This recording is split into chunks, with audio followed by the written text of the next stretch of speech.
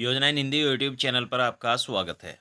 राज्य सरकार की तरफ से मिलने वाली सामाजिक सुरक्षा पेंशन जैसे विधवा, वृद्धा और विकलांग पेंशन में 5,66,000 ऐसे पेंशन धारक फर्जी तरीके से पेंशन लेते हुए पाए गए हैं जो पेंशन के पात्र नहीं थे। अब राज्य सरकार ने इनसे पेंशन के पैसे वसूली करना शुरू कर दिया है। अगर आप भी इस तरीके से पेंशन ले रहे हैं तो आपको भी बहुत भारी पड़ सकता है। आपको भी पेंशन का पैसा वापस देना पड़ सकता है।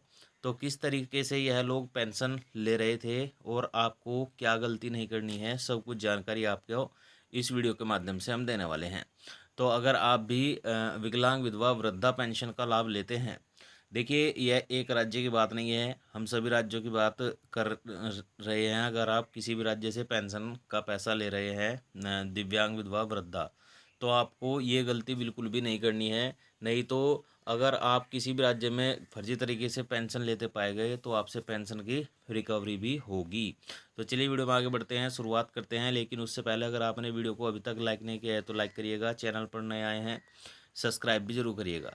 चलिए आपको बताते हैं कि यह किस तरीके से लोग पेंशन ले रहे थे। देखिए, राज्य में सामाजिक सुरक्षा पेंशन योजना में अब तक का सबसे बड़ा फर्जीवाड़ा सामने आया है। सरकार ने वृद्धा, विधवा जैसी पेंशन सामाजिक सुरक्षा पेंशन को देखते हुए लागू की थी, ताकि ऐसी हालात में कुछ पैसा ज़रूरतमंद के लिए संबल बन सके।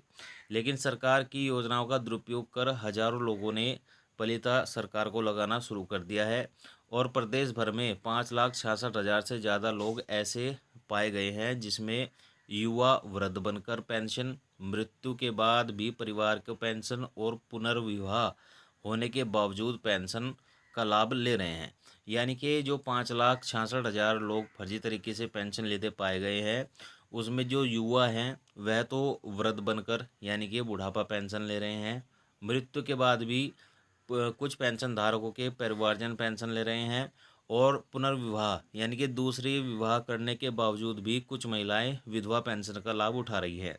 अब सामाजिक न्याय एवं अधिकारिता विभाग हेड ऑफिस ने सभी जिलों के विभाग के उप निदेशकों को पत्र भेजकर उनकी रिकवरी करने शुरू करने के निर्देश दिए हैं। यानी कि यह जो 5,66,000 लोग गलत तरीके से पेंशन का लाभ ले रहे थे, अब इनसे पेंशन का पैसा रिकवर किया जाएगा। अब विभाग इन लोगों से रिकवरी करने के तरीके पर विचार विमर्श कर रहा है।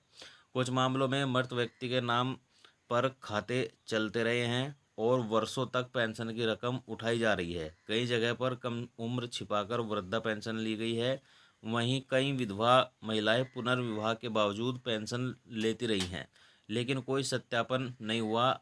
इस पूरे फर्जीवाड़े में से न सिर्फ सरकारी सिस्टम की निगरानी पर सवाल उठाए गए हैं, बल्कि ज़रूरतमंद लोगों को हक भी मारा गया है। अब विभाग स्तर पर जांच शुरू हुई है, लेकिन बड़ा सवाल यह है कि क्या इस लापरवाही की जिम्मेदारी भी तय की जाएगी। दोस्तों, पुनर्विवाह किया लेकिन विधवा पेंशन जारी। जानकारी में यह भी सामने आया है कि प्रदेश भर में वृद्धा पेंशन के पात्र लोगों की मृत्यु के बावजूद उनके परिवारजन पेंशन का लाभ ले रहे हैं। वहीं कई विधवाओं ने पुनर्विवाह करने के बावजूद पेंशन अर्जित की है। प्रदेश में ऐसे 3,37,838 मामले सामने आए हैं, जिनमें से 318.08 करोड़ रुपए की रिकवरी की जानी है। यानी कि इन लोगों से पेंशन का पैसा रिकवर किया जाएगा। चित्तौड़गढ़ जिले में भी मृत्यु के बाद पेंशन उठाने और पुनर्विवाह के बाद भुगतान प्राप्त करने के 14,265 मामले आए हैं, जिनमें से 18,12,16,200 रुपये की रिकवरी की जानी है।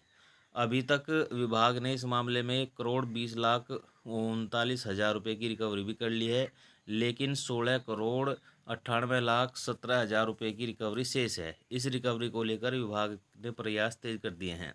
युवा ने व्रत बनकर उठाई है पेंशन।